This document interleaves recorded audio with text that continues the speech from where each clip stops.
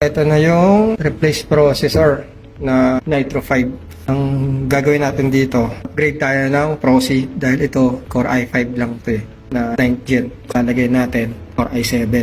Ito kasi namatay yung laptop, short circuit dito sa area na to.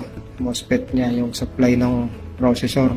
Tapos after ma-restore ng power, walang display, overheat na yung processor niya. Kaya wala tayong choice kundi magpalit. So dahil magpapalit naman din tayo ng processor, upgrade na lang din. Mas pabor sa customer. Yan, kasi so far walang makuhang stock ng i5. Kaya i7 ang ilalagay natin. So, tignan natin kung ano magiging resulta nito.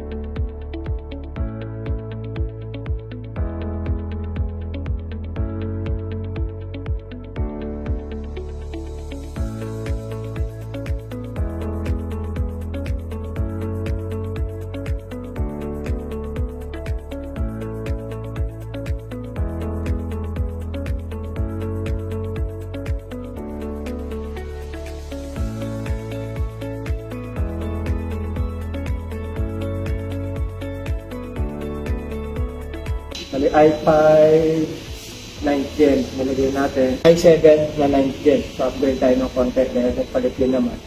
Na-upgrade din natin siya. So, first test natin. So, kung nag-on ba siya. Pinalanig lang yung board. So, ito kanina.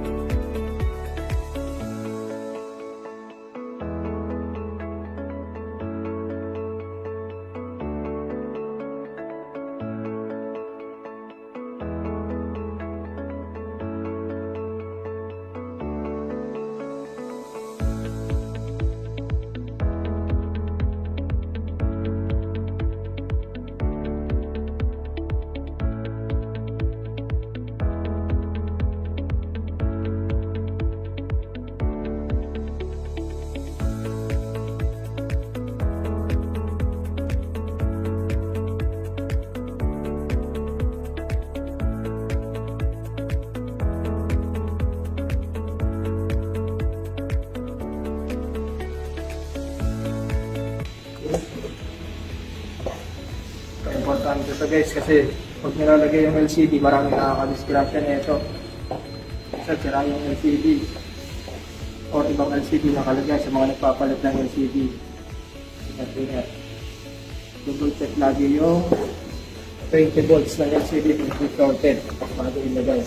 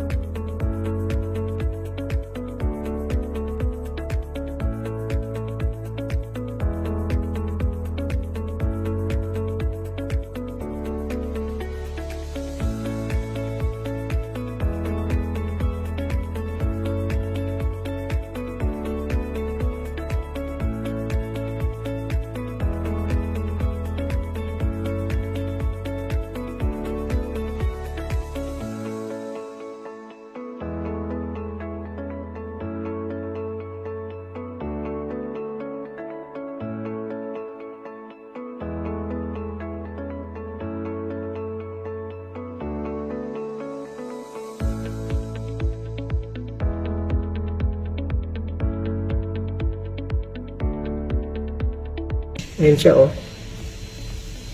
i7 9th gen na siya, yung nakalagay ngayon.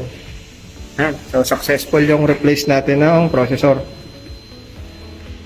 Ayan. Ayos. Ang gawin na lang, test lahat kung gumagana, including GPU, kasi nag-overheat to eh. Medyo burn na rin yung ano ng GPU niya, yung crystal, pero hopefully walang problema. Tignan natin kung may graphics. Ayan, meron siya. Dalawa. So, good yung sa Intel processor graphics niya, tapos yung NVIDIA GeForce GTX 1650. Okay siya. Pala yung original kasi niyan is i5 na 9th gen. Ayan. So, ngayon, dahil nasira yung processor niya, upgrade na rin natin siya at the same time. And so far so good. So bali yung gagawin dito, stress testing, proper full deep cleaning lahat ng parts, pati including motherboard. And then kung okay na lahat, pwede na i-release, bigay na sa customer. Replace ng processor na in-upgrade natin ng i7. So far so good. Wala nang naging issue. Okay na siya lahat. System. Ayan na yung i7 na 9th gen. Where na stress test na to, na burn test na lahat, okay naman lahat siya. Okay, so successful tong repair natin na to, na replace processor and upgrade at the same time. Thank you.